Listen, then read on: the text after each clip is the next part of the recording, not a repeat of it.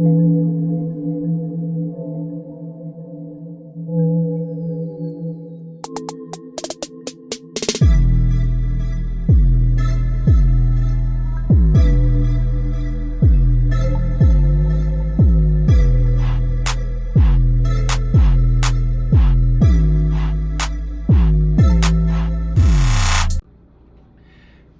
everybody, James Beam coming back to you from MWA, Muskies with Attitudes.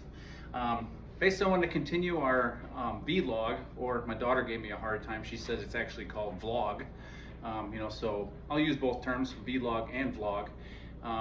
For vlog or vlog number 2, and the title of this vlog is The Art of the Dangle. So you may have watched Don't Shame the Dang that Reign Supreme had released recently with me in a fish that was caught on league night, about a 40-incher. And I basically wanted to show you guys, the technique and the skill that is required in order to properly execute a dangle. So we're sitting here in my lower level, and I will demonstrate the proper dangle technique. First of all, take your rod, you cast it out. Then as you're bringing your bait in, however you're working your bait, in this case, it was a shallow raider. Coming in, ripping it in, get it to the side of the boat, come through, figure 8, and then you start talking. And hopefully it's something funny, so you enact a little bit of action onto the lure as you're laughing. In this case, in Don't Shame the Dang, we were actually making fun of our friends from yesterday's fisher and their YouTube channel. And I look down and there's a fish. So that is how you properly execute a dangle. And this next video clip will show you exactly what I'm talking about.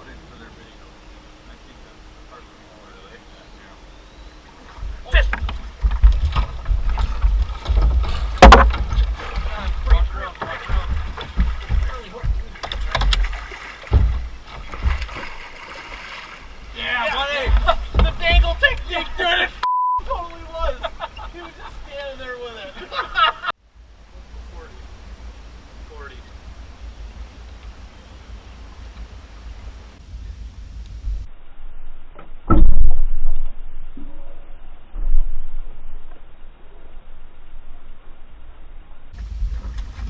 Oh shit, you know what? Alright guys, so as you see, the dangle is a pretty technical and difficult maneuver to pull off correctly. Kidding, of course. It's really one of those things that just demonstrates that the more you have your bait in the water, you increase your odds. So that fish that was on the Don't Shame the Dang episode, and what I just basically showed you, was caught in the Wausau area on the Wisconsin River on May 26th at about 7 o'clock p.m. It was basically in the current and a down tree.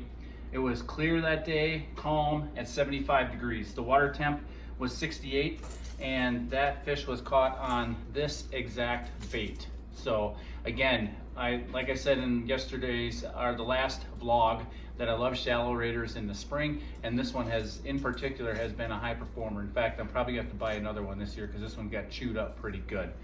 But in all seriousness, I want to kind of highlight one thing about the dangle, or even basically what we talked in the first vlog number 1 in regards to doing figure 8s. So you could easily bring these baits into the figure 8, do a nice smooth figure 8 all the way around, then lift it back up and throw it back out there. So the dangle technique that I just showed you the video of, it was a completed figure 8. Then the bait was just kind of sitting there, and a little bit of action just from the wave action on the boat, and then movement, and that bait pausing and sitting there drove that musky nuts, and it came up and hit that bait. Oftentimes in the darker water you can't see when they're a deep follow, and I think that's what happened there. So the next video clip I want to show you is from the Fox River back in 2019.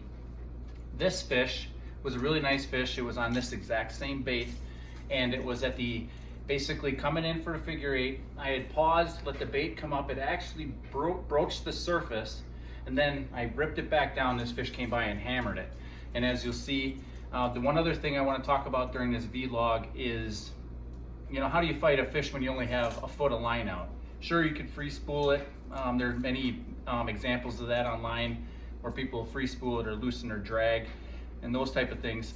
I personally like to keep the pressure on the fish and then use the longer rod action and walk the fish around the boat, if you will, without changing directions, because oftentimes when you change directions, it releases the pressure on the hooks, and basically that keep going in one same direction until your net man or net woman is ready.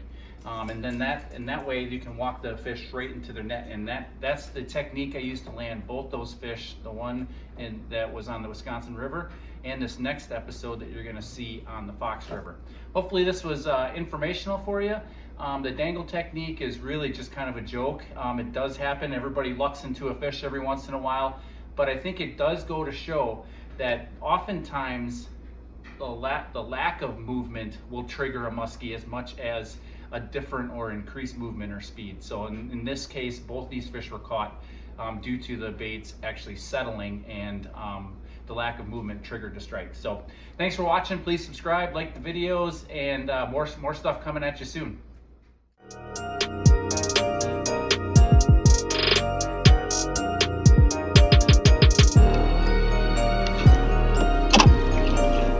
Fish, come on.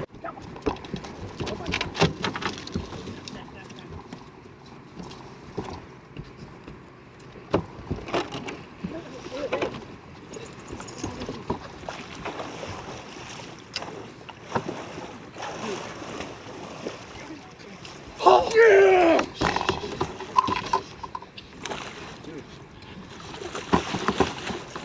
Yes.